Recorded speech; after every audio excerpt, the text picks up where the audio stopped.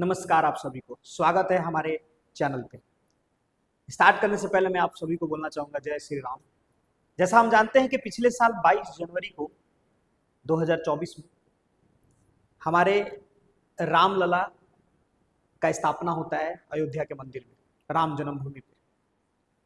पिछले साल नरेंद्र मोदी हमारे माननीय प्रधानमंत्री जी के हाथों वो कार्यक्रम संपन्न हुआ।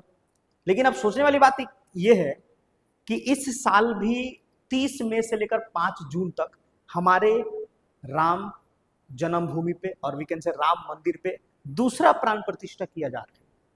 अब ये बात है कि पिछले वाले प्राण प्रतिष्ठा और इस वाले प्राण प्रतिष्ठा में डिफरेंस क्या है। अब ये बात हमको दिमाग में अगर आ रहा है तो ये सारी चीजें आपके दिमाग से मैं क्लियर करूंगा इस वीडियो के थ्रू। प्राण प्रतिष्ठा पहले होता क्या, पहले वो हम समझ लेते हैं। प्राण प्रतिष्ठा वो एक पल होता है, क्षण होता है, जब बेसिकली एक मूर्ति के अंदर प्राण को स्थापित किया जाता है। प्राण प्रतिष्ठा जैसा नाम प्रेफर कर रहा है। और एक चीज सोचने वाली बात यह है कि जब मूर्ति के अंदर प्राण प्रतिष्ठा कर दी जाती है तो मूर्ति नहीं रह जाता, मूर्ति देवता बन जाता है। हम लोग उस मूर्ति का पूजा करना स्टार्ट कर देते हैं और उस पूजा का फल भी हमें मिलना स्टार्ट हो जाता है। अनलेस एंड अनटिल मूर्ति का प्राण प्रतिष्ठा नहीं होगा तो वो तो बस एक मूर्ति है। तो पिछले साल हमने देखा कि ऑलरेडी हमारे रामलला का प्राण प्रतिष्ठा कर दिया जाता है हमारे माननीय प्रधानमंत्री के द्वारा अयोध्या में। लेकिन इस साल भी हमारे राम और वीकेंड से रामलला का दूसरा प्राण प्रतिष्ठा हुआ। लेकिन पहले और दूसरे में डिफरेंस क्या था? पहला जो प्राण प्रतिष्ठा हुआ था वो हुआ था हमारे रामलला का और वीकेंड से राम द चाइल्ड, बालक राम का। और इस साल का जो प्राण प्रतिष्ठा है वो है राम द किंग और राम दरबार का। इस साल जो डिफरेंस ये है कि पिछले साल जो प्राण प्रतिष्ठा हुआ था वो हुआ था हमारे रामलला, ये आप देख सकते हैं हमारे पीछे, और इस साल का जो है वो है हमारे राम दरबार का। राम दरबार और रामलला में डिफरेंस क्या है? रामलला बस एक बालक है जो कि क्या आपको किस चीज का सिंबल है? वो इनोसेंसी का, ठीक है, इनोसेंट का। और दूसरा जो राम दरबार वो क्या दिखाता है? पहला राम दरबार दिखाता है कि राम एक राजा है, राम द किंग। और दूसरा चीज क्या दिखाता है? एक फैमिली को रिप्रेजेंट कर रहा है, जो कि एक चीज और सिंबल करता है, it is just symbol of justice. ठीक है, क्या चीज दिखा रहा है? और राम दरबार में क्या होता है जिसमें आपको क्या क्या देखने को मिलता है? राम हमारे मिलते हैं, भगवान राम, दूसरे माता सीता, लक्ष्मण, और साथ ही साथ हमारे जो उनके प्रिय भक्त हुआ करते थे, दैट इज बजरंगबली। ये सब जब एक साथ रहते तो उस चीज को हम लोग बोलते हैं राम दरबार। और इस साल की जो प्राण प्रतिष्ठा हुई है वो हमारे बेसिकली राम दरबार की हुई है, जो कि पिछले साल से अलग है। अब क्वेश्चन ये आ रहा है हमारे दिमाग में कि हमारे राम जो भगवान हुए वो राजा, क्या वो बस अयोध्या के राजा हैं या कहीं और के भी राजा हैं? ठीक है, क्योंकि इस चीज के पीछे बहुत ये चीज हुई है कि जब राम दरबार बना है, राम और स्थापना कर दिया गया अयोध्या में, तो बस राम अयोध्या के ही राजा बन गया।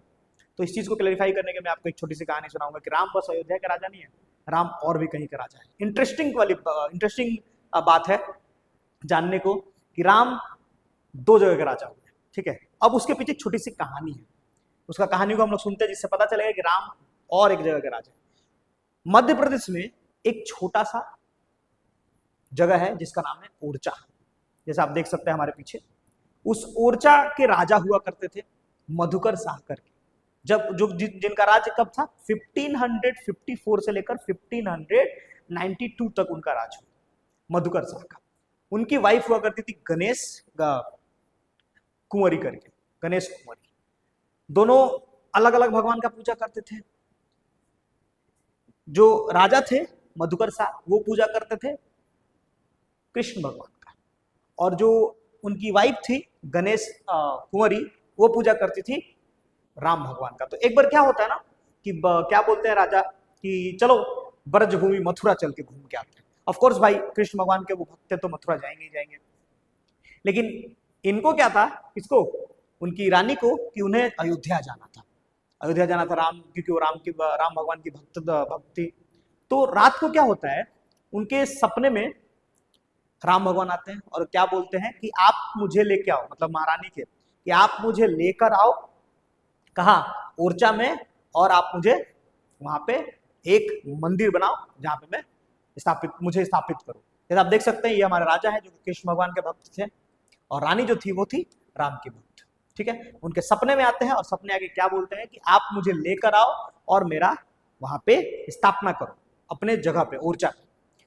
अब ये बात अगले दिन रानी उठ के बताती है राजा को। राजा राजा क्या बोलते हैं कि ठीक है, हम लोग वहां पे जाएंगे, अयोध्या जाएंगे, लेकिन तुम्हें राम को लाना पड़ेगा, असली राम को लाना, राम मूर्ति नहीं। आप समझिए, थोड़ा सा चीज को देखिएगा, बहुत पुरानी कहानी है, बहुत एंशियंट कहानी में आपको सुना रहा हूं। राम कैसे राजा बने और अयोध्या से छोड़कर और कहां के वो राजा है।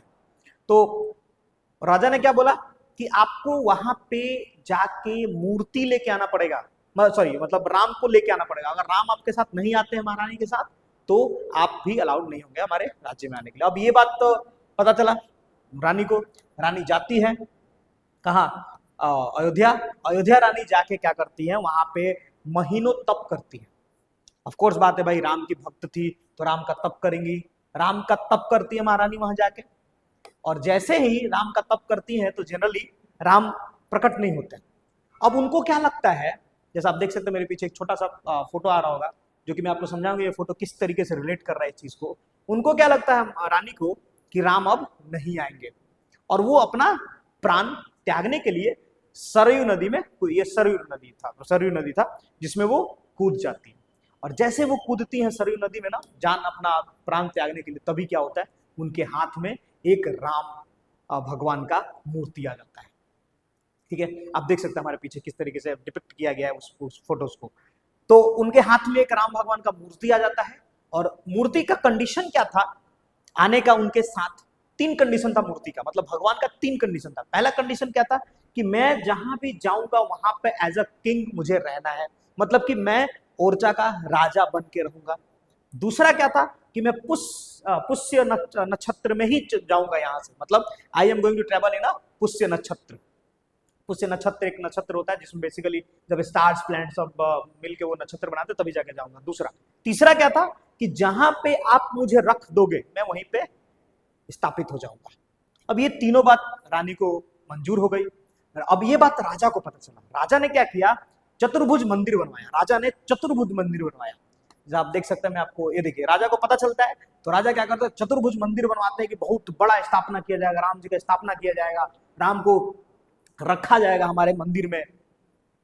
लेकिन होता क्या है कि आप देख सकते हैं हमारे पीछे ये ओरिजिनल जो मंदिर है, ये हमारा चतुर्भुज मंदिर, 1 2 और 3 और ये 4, ये 1 2 3 1 2 and 3 and 4, this is a चतुर्भुज मंदिर। और ये था आपका गर्भगृह जहां पे मंदिर भगवान का रखा जाने वाला था मूर्ति को। लेकिन होता क्या है, थोड़ी सी गलती क्या होती है कि जब वो आती है महारानी लेके मूर्ति को अपने साथ, तो क्या करती है वो अपने बेडरूम में उसको रख देती है कि अगले दिन सुबह क्या किया जाएगा, इनको ले जाके वहां पे स्थापित किया जाएगा। कॉमन सेंस की बात है भाई कि रखा अगले दिन स्थापित किया जाएगा। लेकिन होता क्या है, अगले दिन जब सुबह महारानी उठती है और उस मूर्ति को, भगवान के मूर्ति को जब वो उठाने का कोशिश करती है, तो पता चलता है कि मूर्ति वहां से हिलता नहीं है, क्योंकि भगवान ने बोला था कि जहां पे मुझे रख दोगे मैं वहीं पे स्थापित हो जाऊंगा, ये था। अब उसी समय क्या होता है कि जहां पे उनको रखा गया वही स्थापित हो गए और उनका जो मंदिर था वहीं पे बन गया। और उस मंदिर के साइड साइड में ये देखिए आप, चतुर्भुज मंदिर है, जहां पे आज के डेट में किसको स्थापित किया गया है, विष्णु भगवान को स्थापित किया गया। और सबको ये बताया कि विष्णु भगवान के ही रूप थे, 7वें रूप थे श्री राम। ठीक है, तो और यहाँ पे बेसिकली ये जो पार्ट है, इस पार्ट में हमारे राम जी का मंदिर है नीचे में। ठीक है, और ऊपर में चारों चतुर्भुज मंदिर, और आज भी वो है। और इसी जगह को बोला गया राम राज्य मंदिर। इस मंदिर को किस नाम से जाना गया, राम राज्य मंदिर। अब सोचने वाली बात यह है कि जब राम राज्य मंदिर सेटअप हो गया और राम ने बोला था, भगवान ने बोला था कि मैं यहाँ पर एज अ राजा मुझे पूजा किया जाना चाहिए, तो पूजा भी होता है।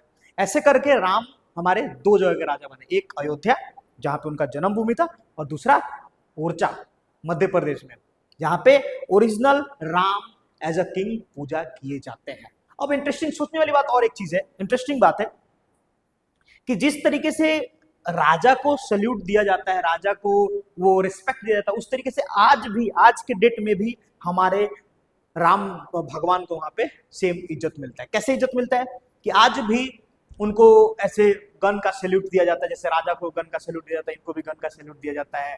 और आज भी जो गेस्ट होते हैं, एमिनेंट गेस्ट, उनको आज भी वो इत्र दिया जाता है, जिस जैसे सभा लगता था वैसे राजा लोग बैठते हैं उस तरीके से सभा लगता है, और वहाँ पे गेस्ट जाते हैं और उनको इत्र दिया जाता है। बेटल बेसिकली नट दिया जाता है, बेटल नट वो होता है जिसको राजा लोगों को दिया जाता है, वो बेसिकली प्रसाद के तौर पे ये सब सारी चीजें आज भी दी जाती है। ये सारी चीजें जो राजा को किया जाता था आज वो राम एज अ जो किंग है उनके लिए किया जाता है। तो यहाँ पे बना राम राज्य, और आज भी उस मंदिर को बोला जाता है राम राज्य का मंदिर।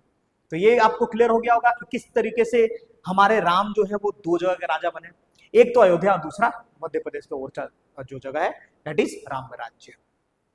कहानी भी क्लियर हो गया होगा। अब थोड़ी सी सोचने वाली बात यह है कि हमारे जो राम राजा बने, हमने राम जी को दो रूप में अभी तक देखा। क्या? एक तो बालक राम, रामलला अयोध्या में स्थापना की गई। आप देख सकते हैं हमारे रामलला का फोटो हमारे पीछे है ऑलरेडी। ये हमारे रामलला, ये जो कि अयोध्या में सेटअप की गई। दूसरा हमने किसके बारे में जाना? हमने जाना राम द किंग, राजा राम का, राम एज अ किंग जो कि राज्य करते थे। और उसमें हमने क्या चीज का सिंबल देखा? जस्टिस का सिंबल देखा, फेयरनेस का सिंबल देखा कि सब कुछ ठीक हो रहा है उनके राज्य में, राम राज्य में सब कुछ ठीक हो रहा है, ये हमने देखा। लेकिन और एक चीज आपको बता दूं, last but not the list, interesting चीज ये है कि हमने राम एज अ वॉरियर कहीं नहीं देखा। तो आप मुझे बस ये कमेंट डाउन कीजिए, कमेंट में मुझे बताइए कि कौन सा ऐसा स्टेट है जहां पे Ram as a warrior generally पूजा किया जाता है। और ये जो हमारे रामलला हो गए या फिर राम द किंग हो गए, ये हमारे अपर पार्ट, नॉर्दर्न पार्ट में पूजा किया जाता है जनरली। मैं आपको हिंट के लिए बस इतना बोल देता हूं कि कोदानधारी राम जो है, जो वॉरियर एज जब राम वो अपना तीर धनुष को लेके खड़े हैं, वो मूर्ति जनरली साउथ साइड में बनता है और वहां पे पूजा किया जाता है as a warrior, Ram as a warrior पूजा किया जाता है। तो हमने राम जी का तीन रूप देखा, एक बालक का, एक राजा का और एक वॉरियर का।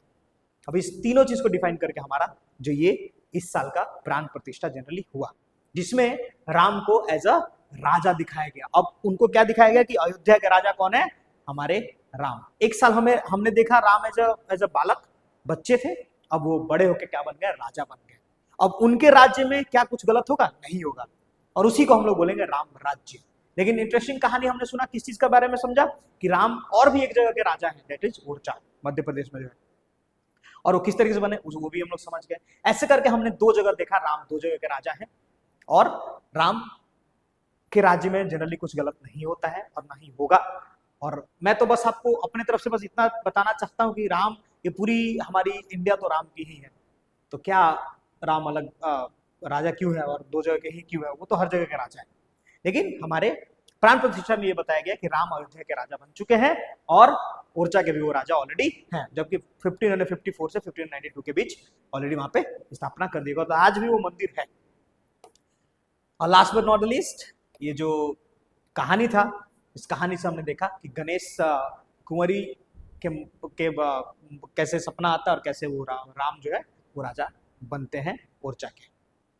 अगर आपको लग रहा है कि आप और भी कुछ हमारे भगवान राम के बारे में जानते हैं, तो आप नीचे कमेंट कर सकते हैं अपनी कहानी को, और जिसकी कहानी मुझे अच्छी लगेगी, हमारे पेज पे अच्छी लगेगी, उस कहानी को हम लोग यहाँ पे आके रिप्रेजेंट करेंगे आपके नाम के साथ। तब तक के लिए बहुत ध्यान रखें, बहुत ख्याल रखें और चीज़ों को अच्छी तरीके से आगे बढ़ते रहें। And thank you everyone watching this video. Do not forget to like, share and subscribe our channel. And last but not the least, आप प्लीज कमेंट डाउन करें कहां पे और किस जगह पे सबसे ज्यादा राम एज अ वॉरियर पूजा किए जाते हैं। धन्यवाद।